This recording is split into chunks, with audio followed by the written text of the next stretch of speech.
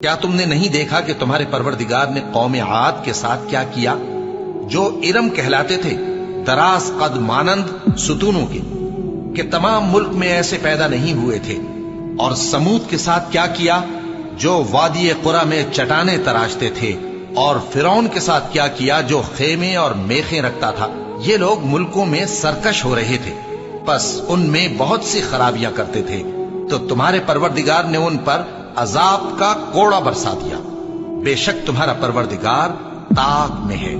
مگر انسان عجیب مخلوق ہے کہ جب اس کا پروردگار اس کو آزماتا ہے کہ اسے عزت دیتا اور نعمت بخشتا ہے تو کہتا ہے کہ میرے پروردگار نے مجھے عزت بخشی، اور جب دوسری طرح آزماتا ہے کہ اس پر روزی تنگ کر دیتا ہے تو کہتا ہے کہ میرے پروردگار نے مجھے ذلیل کیا۔